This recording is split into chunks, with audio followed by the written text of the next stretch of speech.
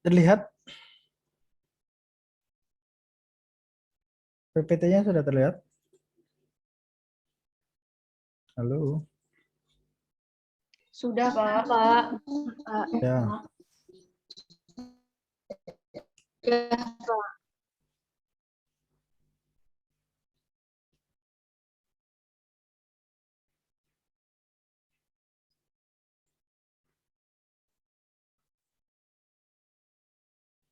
Oke, bismillahirrahmanirrahim.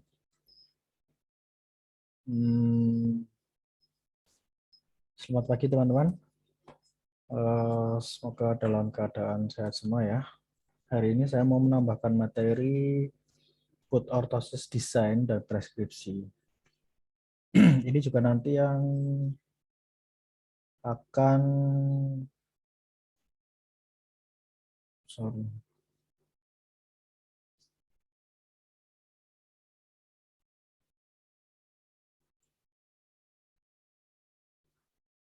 ini juga sebagai materi terakhir untuk UTS ya. UTS kan minggu depan ya. Besok ya, besok Insya Allah Jumat besok ya, Jumat saja ya teman-teman, untuk teman-teman ini. Baik, food orthosis design, namanya desain itu kan apa ya? Desain itu adalah bentuk ya, bentuk-bentuknya dan preskripsi. Preskripsi itu bahasanya adalah persepan. Berarti ada indikator yang kita bisa pilih untuk jenis-jenis kasus tertentu itu namanya preskripsi, memberikan resep ya teman-teman. Jadi gambaran food orthosis itu dibagi menjadi 6 ya teman-teman, berdasarkan fungsionalitas ya, kemudian material atau bahannya, kemudian rigidnya, konstruksinya ya, konstruksinya bahan-bahannya itu dari yang lentur atau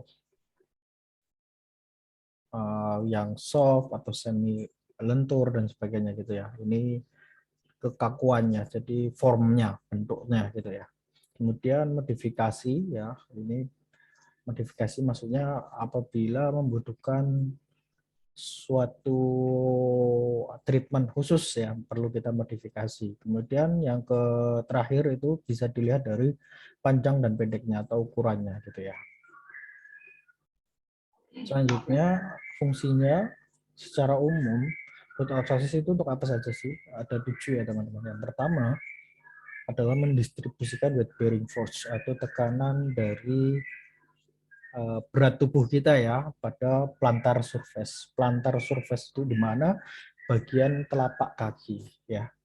Ya, jadi mendistribusikan dari berat tubuh ya, body mass ya, force ya, body mass pressure ya, body pressure, tekanan dari tubuh ke kaki, di mana nanti akan didistribusikan melalui plantar face atau efek kaki, telapak kaki, di mana di sana ada 2 base of support yang paling apa ya namanya, yang paling berperan secara optimal ada pada hindfoot atau calcaneale, kemudian ada pada bagian forefoot atau metatarsal ya, area metatarsal 1 sampai 5.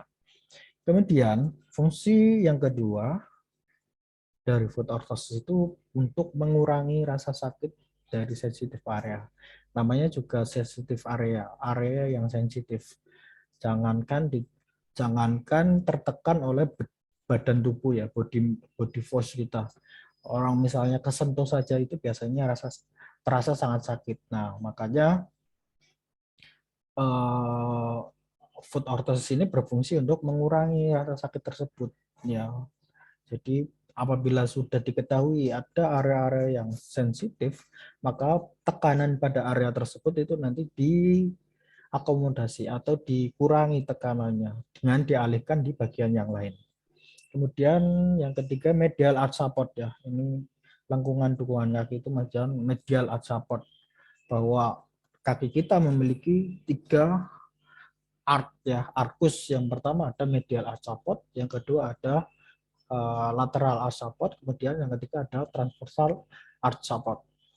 Kemudian Nah, ini fungsinya apa? Ini fungsinya kemarin untuk shock absorber ya, jadi mengurangi apa namanya, tekanan tubuh biar terdistribusikan dengan baik dengan windlass mechanism. Kemudian yang keempat ada mengurangi jumlah atau tingkat hiperpronasi pada jalan ya. Jadi apabila pronasi, hiperpronasi ini ya, hiperpronasi mengurangi, maksudnya meminimalisir gitu ya, meminimalisir hiperpronasi ya. Pronasi supinasi. Jadi kaki itu kan bergerak ke kanan dan ke kiri. Lah itu apabila ada terjadi hiperpronasi, ya istilahnya kesleo lah bahasanya gitu ya kalau orang Jawa bilang. Kemudian jadi untuk yang kelima ya, mengakomodasi deformitas kaki bawaan atau congenital ya, congenital deformity. Memberikan akomodasi, jadi memberikan apa namanya, akomodasi itu memberikan apa ya, akomodasi itu apa sih? Kalau akomodasi dalam bahasa Inggris itu bayaran yang sesuai dengan apa yang diberikan ya effort. Tapi akomodasi dalam dunia ortosis itu misalnya ada kekurangan selisih tinggi gitu ya. Mengakomodasi, memberikan apa ya? Akomodasi. Mengakomodir gitu ya, mengakomodir deformitas di bawaan atau kongenital gitu ya. Kemudian ada kompensasi untuk perbedaan panjang kaki. Panjang kaki biasa disebut dengan long leg discrepancy ya. Jadi ada selisih panjang antara tungkai kanan dan tungkai kiri. Itu bisa menyebabkan perubahan pada jala berjalan atau gait cycle. Yang nomor 7 ya, itu limitation range of motion ya, limitation joint, persendian joint. Jadi membatasi gerakan, kemudian dan memberikan tekanan weight bearing pada mengurangi tekanan ya, mengurangi tekanan weight bearing pada persendian tertentu. Jadi fungsinya itu membatasi gerakan dan mengurangi tekanan pada persendian tertentu. Kemarin sudah saya sampaikan belum ya bahwa ortosis itu menganut apa namanya, prinsip of biomekanik ya, di mana distribusi tekanan semakin luas penampang ya, semakin luas area yang mendapatkan distribusi, memperluas area distribusi tekanan itu akan mengurangi gaya yang bekerja pada area tersebut gitu ya. Jadi ibaratnya kalau teman-teman mendapatkan tekanan dari misalnya ada paku, nah paku menusuk ke tangannya panjenengan semua ya, itu akan terasa sakit. Tapi kalau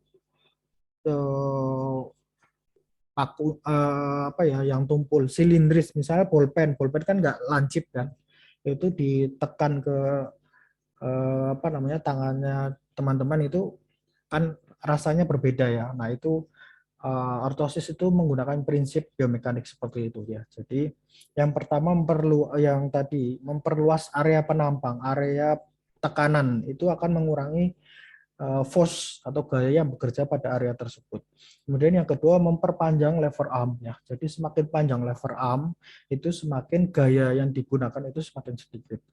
Ini prinsip-prinsip biomekanik ortosis yang nantinya pada semua jenis ortosis itu akan digunakan ya teman-teman. Apalagi kita sebagai seorang ortosis pasti akan menerapkan prinsip-prinsip tersebut. Sampai sini jelas tentang apa ini tadi, fungsi dari foot orthosis. Jelas? Jelas ya? Jelas nggak? Halo? Bisa dilanjutkan? Fungsinya ada 7 ya teman-teman. Kemudian yang kedua dan ketiga digabung, rigidity dan material. Rigidity dan material. Rigid itu artinya apa? Kaku, material adalah bahannya. Jadi Kenapa dijadikan satu? Karena rigiditas dan material itu saling berkaitan dengan yang lain. Ya, biasanya rigiditas itu diambil atau apa ya, digunakan menggunakan material-material yang memang secara substansial materi tersebut itu memiliki sifat yang rigid, sifat yang kaku. Ya, misalnya sifat-sifat yang kaku seperti apa, stainless steel, besi, kemudian aluminium itu kan mempunyai tingkat rigiditas yang tinggi. Baja dan sebagainya gitu ya. Carbon fiber dan lain-lain. Kemudian rigid dan pilihan bahan itu saling berkaitan ya. Yang dimasukkan fungsi akan membantu otosis. Jadi kita sebagai seorang otosis itu akan bisa memilih dan memutuskan seberapa kebutuhan rigiditas dari alat yang akan kita buat dari bahan yang akan digunakan gitu ya. Kemudian faktor-faktor yang oh ya, secara umum kekuatan korektif akan lebih besar membutuhkan bahan yang lebih rigid. Maksudnya gimana?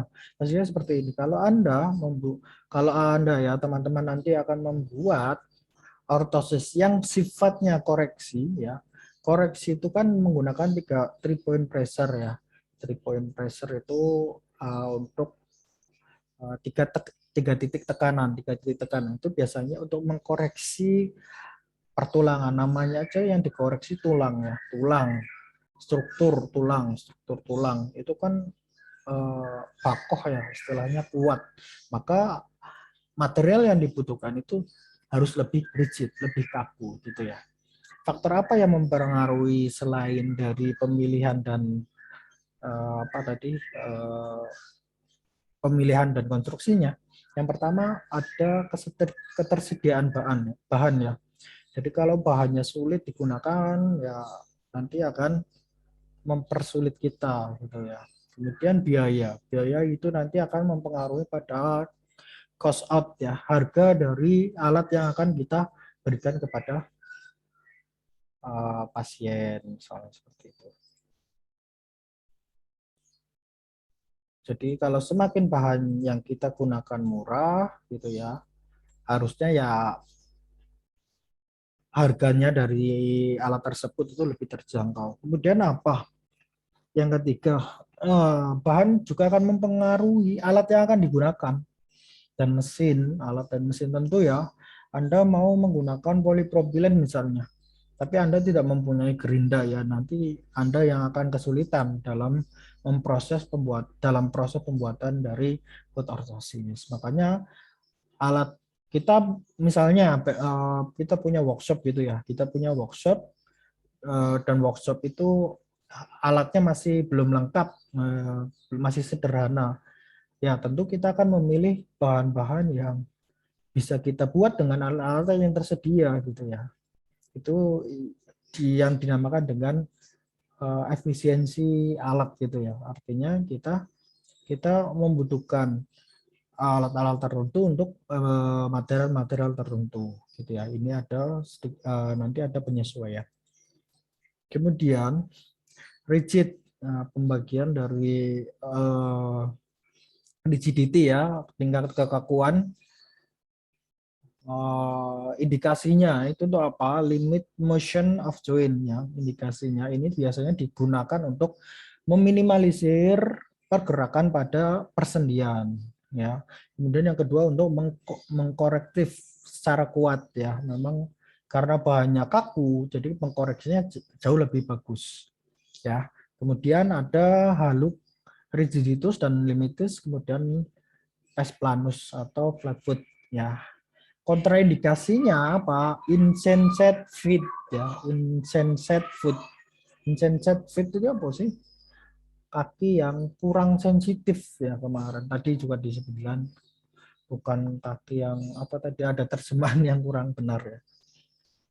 Insensate fit itu kakinya itu enggak kurang apa namanya? Sensitif gitu ya. Jadi gampang, namanya juga kehilangan sensitivitas ya, berarti ya luka ya nggak kerasa, tertekan yang nggak kerasa dan sebagainya, itu bahaya justru ya teman-teman. Kemudian ada bony prominence. Bony prominence ada tulang-tulang yang menonjol ya, tulang-tulang yang menonjol gitu ya. Jadi ada pertulangan di tubuh kita yang menonjol. Ini juga kontraindikasi. Kenapa insensate itu tidak cocok untuk rigid? Rigid kan keras ya, berarti tekanan di situ akan lebih keras daripada soft ya teman-teman. Lah, kalau tertekan lama-kelamaan, dia tidak bisa merasa kakinya bahwa ada tekanan pada bagian lutut, akhirnya menimbulkan kalus tadi ya, kalus atau penebalan kulit, lama-lama sensitivitasnya rusak, kena misalnya overpressure, terbuka jaringannya, terus bisa apa namanya, bisa infeksi dan sebagainya, nanti berapi lama-lama bisa amputasi gitu ya. Makanya bahan-bahan yang rigid tidak diindikasikan, kontraindikasi, tidak boleh untuk orang-orang yang mengalami insensate food atau gampangannya salah satunya insensate food itu diabetes mellitus itu ya yang sering. Kemudian bony prominence ya, namanya tulang kalau ketekan kan sakit, makanya harusnya bahan yang dibutuhkan itu yang soft gitu ya. Kemudian keunggulannya apa? Keunggulannya yang pertama ada strong, kuat. Kemudian can be maintained, durable ya, mudah digunakan, durable. Terus can maintain itu bisa tipis gitu ya, bisa dibuat tipis gitu ya karena dia mempunyai sifat kekakuan. Kemudian dia tidak bisa memiliki shock absorptive atau unforgiving gitu ya. Contohnya rigid itu apa? Stainless steel, baja pegas atau serat karbon, karbon fiber ya. Kemudian polipropilen, bahan kaku. Nah, ini bahan kaku, bahan yang rigid maksudnya ini digunakan dalam kasus di mana dibutuhkan koreksi ya di situ secara maksimal. Kalau Anda memang tujuannya foot orthosis ini adalah untuk mengkoreksi, misalnya apa tadi? Untuk mengkoreksi medial arcus terjadinya flat foot. Ya, baiknya kalau namanya mengkoreksi itu yang diperlukan bahan yang rigid gitu ya. Atau yang kedua, di mana panjang efektif tuas akan lebih ini tadi prinsip lever arm ya yang saya berikan. Jadi semakin tinggi lever arm atau tuasnya itu semakin stabil. Nah, kestabilan ini diperlukan untuk mengkoreksi gitu ya. Selanjutnya ada semi rigid. Nah, semi rigid itu contoh bahannya apa saja sih? Ya, kulit, rubber, karet, ya, itu ada gambarnya. Kita hilangkan saja teman. Ya, ada rubber, ada kulit, ya, plazot, plazot itu ini nih, ini plazote ya, plazot. Eva itu spons yang Anda bisa lihat di kampus ya, atau bahasanya kalau bahasa pasar kalau teman-teman nanti mencari-cari bahan, kalau nyebut Eva nggak ada, tapi kalau nyebutnya spon ati gitu ya, itu banyak ya, bisa ditemukan di pasar karena kadang beda penamaan sulit untuk mencari ya teman-teman. Kemudian ada polietilen dan polipropilen. Polietilen di kampus kalau teman-teman dulu pernah jelajah kampus yang mengenal kampus itu ada bahan yang putih-putih, putih susu kayak gitu ya. Lembaran bentukannya ya, lembaran putih-putih itu namanya polipropilen.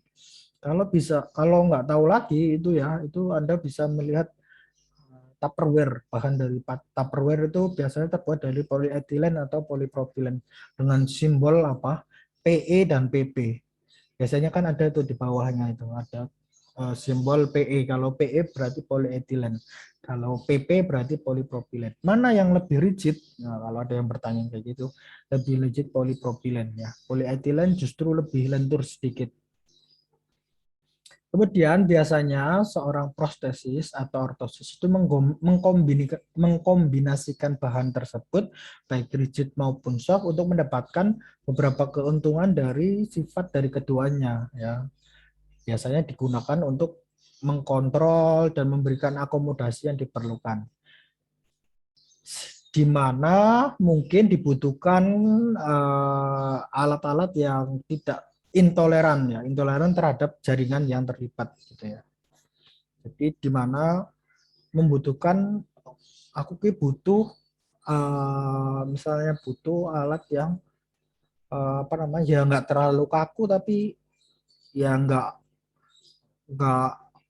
apa soft banget, nggak lembek banget, nggak lembut banget, maka biasanya mengkombinasikan ke beberapa bahan ya, bahan rigid dan bahan dari soft itu nanti akan menemukan kombinasi yang disebut sebagai semi rigid gitu ya. Sampai sini paham ya. Kemudian yang ketiga yaitu ada fleksibel atau soft atau lembut gitu ya. Oh sorry, indikasinya mid corrective force ya. Sorry ini belum ya. Indikasinya itu untuk ini Mas Mukti itu keluar masuk terus ya. Mid corrective force ya. Jadi membutuhkan korektif pada tekanan korektif gitu ya. Dan membutuhkan apa ini? Comfort request. Kenyamanan. Jadi membutuhkan koreksi yang membutuhkan nyaman. Biasanya menggabungkan dengan bahan yang terbuat dari semi rigid. Kemudian kontraindikasinya dia membutuhkan korektif yang kuat. Nggak mungkin karena ketika kita memilih klasifikasi semi rigid, tentu kekuatan korektifnya akan berkurang, menurunkan strong ya, kekakuan untuk mengurangi korektif pastinya ya. Padahal ini misalnya membutuhkan strong korektif berarti larinya ke rigid.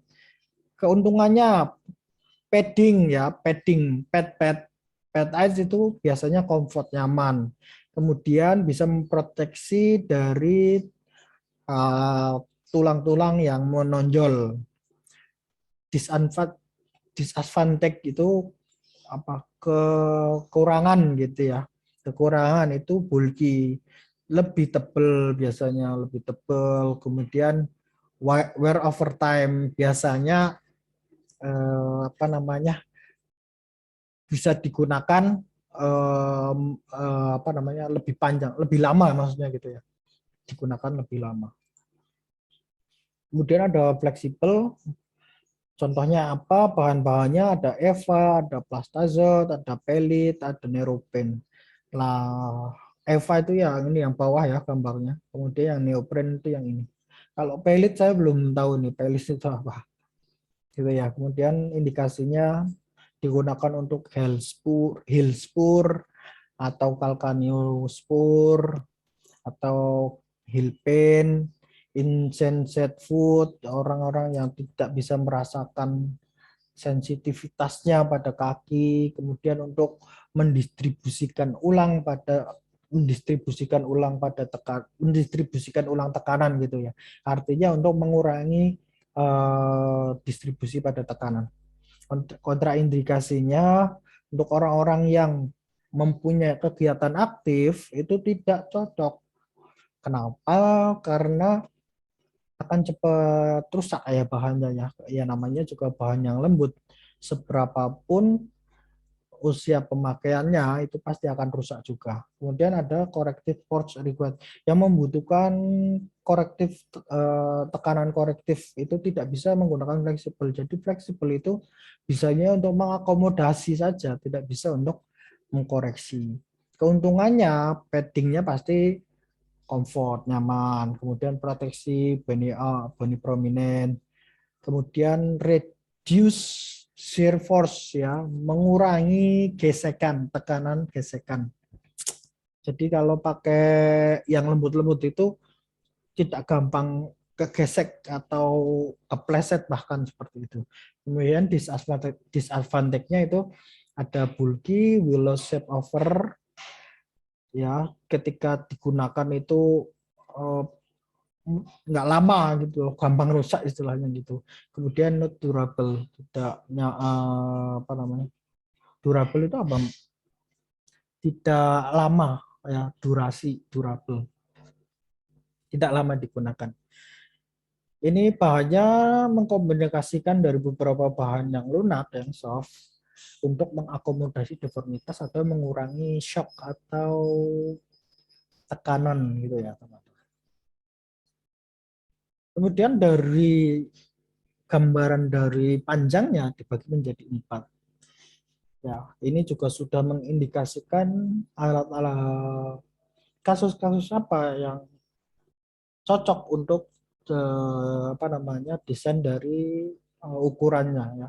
Yang A itu sampai metatarsal ya. Sini ini kan metatarsal nih ya. Panjang metatarsal, kemudian panjang sulcus. Sulcus itu mana? Di bawah, di atas join persendian ya teman-teman. Jadi kalau teman-teman itu memegang kaki masing-masing, sebelum jari-jari itu kan ada ujung ya, ada tepian. Nah, itu namanya ulkus, sulcus, sorry. Kemudian ada C, Morton ekstensi. Jadi mencegah untuk biar tidak ekstensi gitu. Makanya pada bagian thumb kaki atau jempol kaki ya, itu dipanjangkan ya. Kemudian ada full length ya, full length itu full berarti ujung jari kaki itu tertutup. Nanti akan disesuaikan dengan jenis-jenis dari apa case-nya, kasusnya gitu ya. Metatarsal length, nah, indikasinya metatarsal length itu jika jenis rigid foot orthosis itu mengontrol hind foot ya. Kontraindikasinya adalah insensate foot. Nggak boleh kalau rigid pasti nggak boleh untuk insensate foot. Kemudian ada keterbatasan ruang pada sepatu ya. Kemudian kontraindikasinya yang lain adalah offloading pada head metatarsal. Offloading terjadi penekanan di situ pada head of metatarsal. Padahal di bawahnya itu free, artinya tidak ada apa namanya, tidak ada yang mengakomodir, mengcover di situ ya, mengcover di situ. Kemudian keuntungannya mudah untuk mengakomodasi sepatu, diaplikasikan itu mudah teman-teman. Kemudian memberikan ruangan pada jari-jari kaki karena trimline-nya itu lebih pendek, tentu jari-jari kaki lebih bebas lagi gitu ya maksudnya. Kemudian disadvantage-nya itu sering menimbulkan ketidaknyamanan pada trimline bagian atas ya, di tepi-tepinya gitu ya. Jadi kan namanya ortosis itu ada tepinya. Ketika ada dan biasanya kan lebih tebal ya teman-teman. Nah, ujung dari tepian dari ujung itu kan tidak ada yang apa namanya tidak ada ortosis, artinya ganjel gitu ya. Nah, kalau ganjel itu kan lama-lama bisa menimbulkan ketidaknyamanan. Kemudian yang kedua, terjadi pergerakan FO di dalam ya. Kalau oh ya, foot orthosis ini biasanya dikombinasikan ke dalam footwear ya teman-teman, dalam sepatu gitu ya. Jadi kalau metatarsal length karena pendeknya itu lebih pendek dari apa ya, dari panjangnya sepatu, dimungkinkan sekali di dalamnya itu malah bergerak maju mundur maju mundur gitu ya. Tidak apa namanya, pakem, tidak statik ya, dia bergerak maju dan mundur. Kemudian sulcus length. Sulcus length itu biasanya jarang sekali digunakan sih ini ya. Tapi ketika digunakan biasanya ketika menggunakan alat ini orang-orang itu jarang menggunakan sepatu gitu ya. Kontraindikasinya itu toes ya, ujung jari atau foot gitu ya. Keunggulannya mudah untuk mengakomodasi di sepatu, gampang diaplikasikan gitu ya. Kemudian memberikan ruangan pada jari-jari kaki. Ini sama seperti yang tadi ya. Next saja ya. Ini sama sulcus. Kontraindikasinya saja yang berbeda. Kemudian Merton extension. Ini adalah untuk khusus ya, indikasinya untuk sindrom Morton extension. Bagaimana mekanismenya untuk mencegah dorsifleksi gerakan pada jempol kaki. Kontraindikasinya insensate to offloading pada head of metatarsal. Keuntungannya mencegah nyeri pada jempol kaki pada waktu to off. To off itu bagaimana? To off ini ujung ujung jari kaki itu menempel pada tanah, kaki tumit sudah mulai diangkat. Nah, itu namanya to off. Kemudian meningkatkan weight bearing pada first metatarsal phalangeal joint ya. Jadi meningkatkan weight bearing, mendistribusikan pada bagian situ gitu ya. Disadvantage-nya itu kurang pas dengan sepatu. Jika tidak cukup rigid itu akan menghambat gait cycle. Jadi ini harus rigid ya teman-teman. Kemudian full length atau full kaki, sepanjang kaki, jaraknya ukurannya sepanjang kaki. Biasanya untuk jenis ortosis yang ini insensate foot ya, full length ini biasanya untuk insensate foot, untuk kaki-kaki yang kurang sensitif. Bahannya biasanya terbuat dari soft ya karena insensate. Lah kalau kan ada full length soft dan full length rigid ya. Kalau yang rigid itu biasanya untuk mengontrol hind foot, kaki bagian belakang ya. Kemudian dia itu kelemahannya itu tidak bisa anti slip, tidak bisa slip itu gini loh, gesek ya, tidak mengakomodir gesekan. Kemudian jeleknya lagi, maaf, does not slip inside, maksudnya tidak terjadi pergerakan di dalam sepatu, maaf ya. Jadi dia itu kan masuk dalam sepatu, lah panjangnya aja sudah sesuai dengan sepatu, dibuat sesuai dengan sepatu, makanya di situ tidak ada pergerakan kayak tadi yang metatarsal ya, full metatarsal itu dia kan bisa bergerak maju mundur ya. Lah kalau yang full length itu pasti cek ya di situ terus. Kemudian increase force, menambah kenyamanan. Kekurangannya apa? Seringkali membutuhkan akomodasi pada alas kaki yang lebih besar tentunya ya. Jadi dia membutuhkan footwear. Kemudian besar ya, jelas ya, dia lebih besar ya daripada yang lain. Lebih panjang. Jika tidak dipasangkan dengan benar, dapat meningkatkan tekanan pada jari-jari kaki. Kenapa? Karena kan biasanya full length itu kan dimasukkan ke sepatu. Lah kalau ujungnya nekuk justru malah menekan pada jari-jari kaki. Biasanya seperti itu. Kemudian modifikasi meliputi indikasi, kontraindikasi, keuntungan dan kerugian dari modifikasi yang paling umum. Yang pertama ada metatarsal bar. Kalus ya, under metatarsal head, spesialnya pada 1 dan 5 metatarsalgia. Kontraindikasinya feet deformity, misalnya rocker bottom foot. Kemudian keuntungannya offload weight bearingnya from all metatarsal head can be added directly to shoe incorporate to insole. Bisa mendistribusikan weight pada waktu ya, offload weight ya dari metatarsal dengan menggunakan insole itu, foot orthosis tersebut.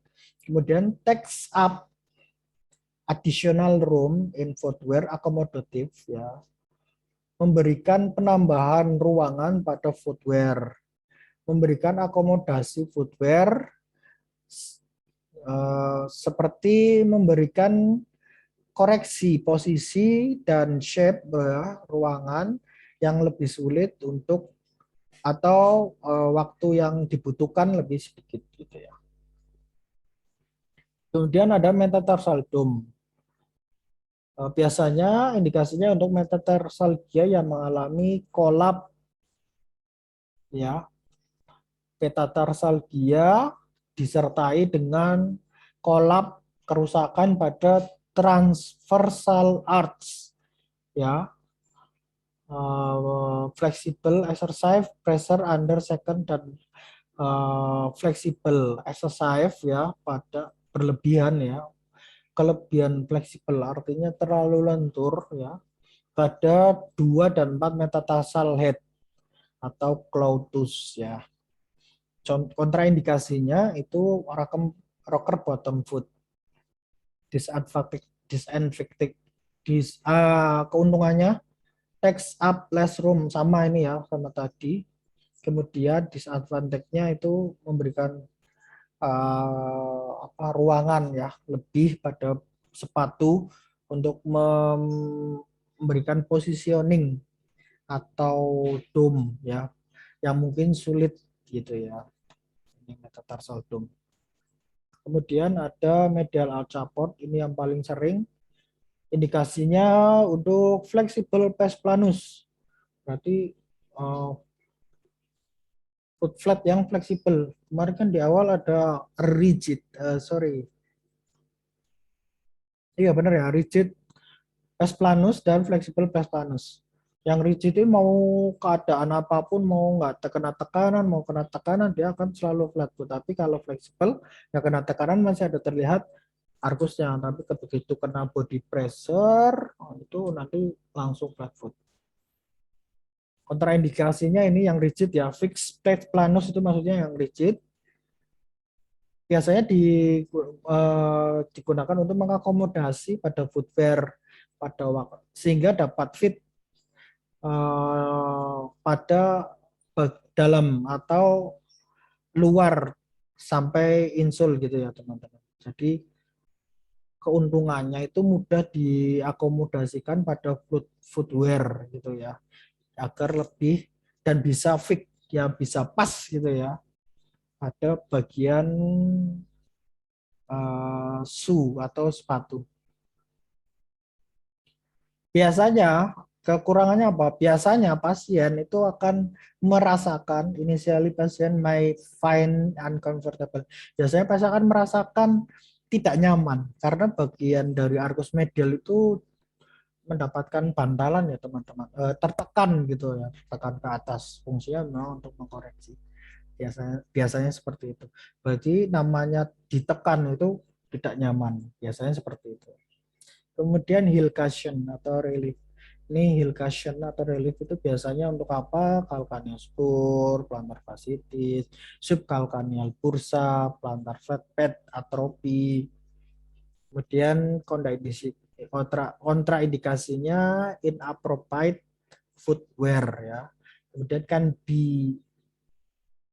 added dapat dimasukkan ke dalam sepatu atau hanya bagian tertentu dari FO gitu ya, diintegrasikan pada bagian FO gitu ya untuk meminimalisir relief itu menghilangkan ya dari berbagai macam kondisi.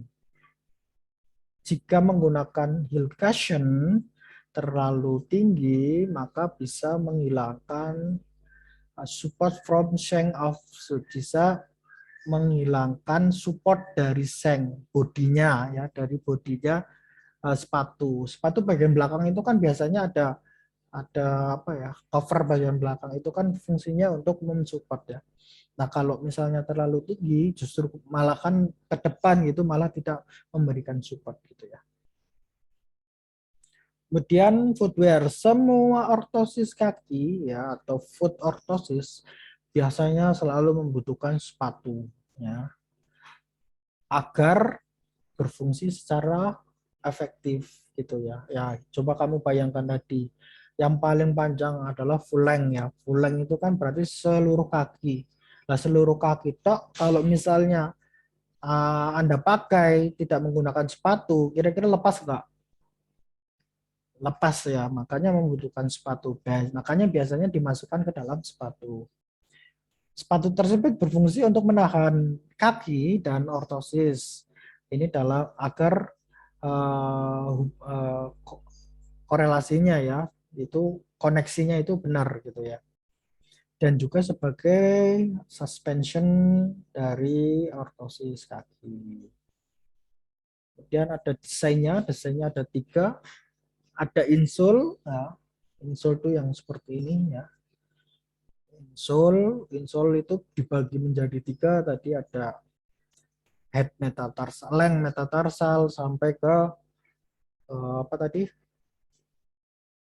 Haluk ya teman-teman, sampai ke full sorry. Metatarsal head sampai full. Ini jenis insole-nya ya. Bisa seluruh panjang atau 3/4. 3/4-nya tadi itu pada metatarsal ya teman-teman. Biasanya digunakan untuk memberikan tekanan atau support pada lengkungan longitudinal medial support dan lateral arch support ya. Bisa dibuat dari 2 bahan, yaitu bahan yang rigid dan 3 bahan, rigid, semi rigid dan fleksibel. Ini sangat universal ya kalau insole. Kemudian UCPL atau high trimline dibuat itu untuk mengcover, mencengkeram, memposisikan kalkanius dan menerapkan kekuatan korektif. Jadi dia juga strong korektif ya, karena bahannya dari polipropilen nih, polipropilen. Kemudian